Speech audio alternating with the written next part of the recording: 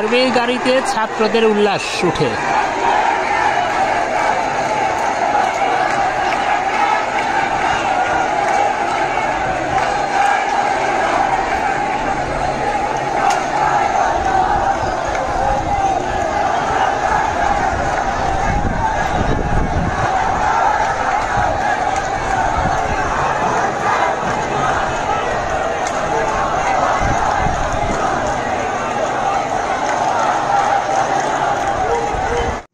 সংগ্রামের পরে এখন আবার দেশ করার পালা। রাস্তার ডিভাইডারের মাঝখান দিয়ে গাছ লাগানো হচ্ছে, স্টুডেন্টরা গাছ লাগাচ্ছে।